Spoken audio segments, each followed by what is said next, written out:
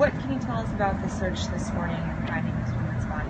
So search crews went out and started their search around 8 o'clock this morning. About an hour later, around 9, they discovered the body of a woman.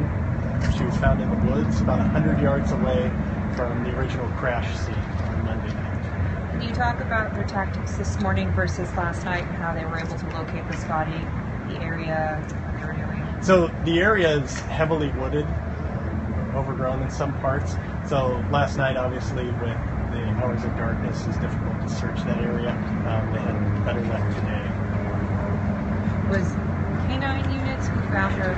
So there was a team of Edmonds officers in addition to Snohomish County Search and Rescue, and they used search dogs.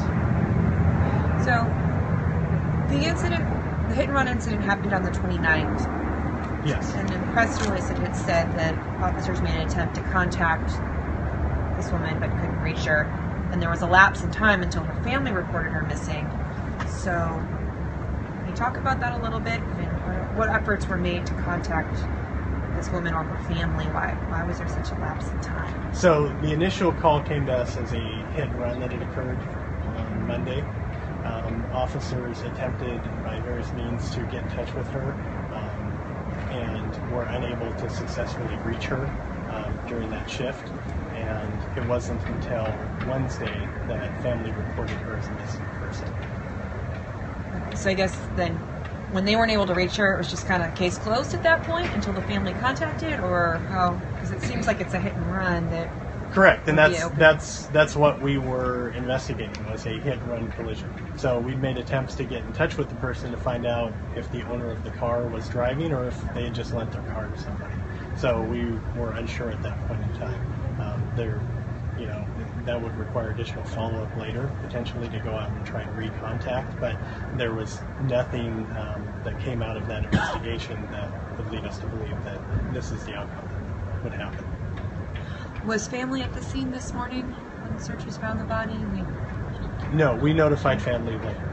Okay, and how are they doing? I know you guys have asked us not to contact them. Yeah, we're just asking that media respect their privacy and so forth. As you can imagine, it's upsetting news to get. And everybody is holding out hope that she would be found and be okay. But unfortunately, this is the outcome.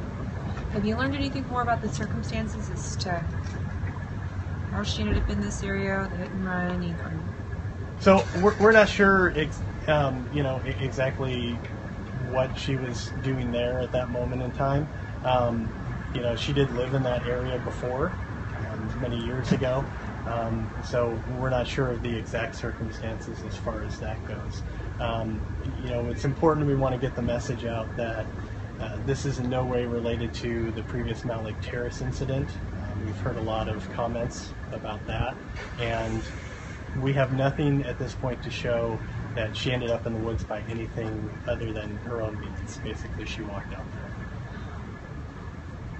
Where the body was found, can you talk about that area? I mean, what was she wearing? What was near her? Or what? So I don't have specific details as to what she was wearing or the condition of the body at that point in time. Stuff will come out later during the investigation, and I don't have any explanation as far as cause of death. That'll be determined by the medical examiners. Is it likely she's been there since the 29th, though? I don't know the exact time. That's something that'll also be determined. But as I said, the hit and run occurred on the 29th, and we just found her today, about 100 yards away. Is there a reason why, or maybe you can describe the area, like why, considering sort of day 2 into the search, why it took this long to find her, considering she's so close to her car? Yeah, so the area is very wooded and also overgrown, and the search started last night, and hours of darkness fell pretty quickly, so that area is hard to search in the dark, and it was an hour into the search today when she was located. But you were explaining also that her injuries that she may have suffered in this accident would not have been fatal, likely. Yes, it was a very minor crash, and we had no reason to suspect that this would be the outcome after that crash. Is it true this is her former residence? She lived in the area. I don't know if that's her exact residence or not, but yes, she lived in that area several years ago. What can you tell us about the crash, just to replay that a little bit, the hit and run? So, homeowner reported that there was a vehicle that had hit his garage door, and then the occupant of the vehicle was gone after that. And there was no one around when our patrol officers showed up, did an area check, tried to find the driver. I want to come back and do the interview with you. I gotta go do a live shot. Yeah, you bet. And the car was just found parked on the road? No, it was in the driveway of that house when the initial officers responded. You mentioned there were personal belongings that were found at one point in a neighbor's yard. Can you talk more about what those were? So there were some clothing items found in a neighboring yard, and we believe that those belonged to her. So we kind of used that as a vector to kind of theme our search. What kind of signs are there that this wasn't caused, that someone didn't do this to her? I mean,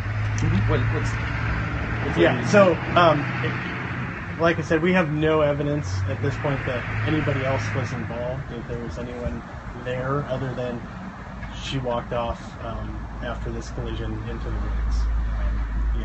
As I said, I can't comment as to the condition of her body, but we don't have anything that points us in that direction or that any sort of foul play is involved. No note or anything left? I don't know of anything. No. Okay. I can't think of anything else. Anything else? No, it's pretty straightforward. So, do you have anything else?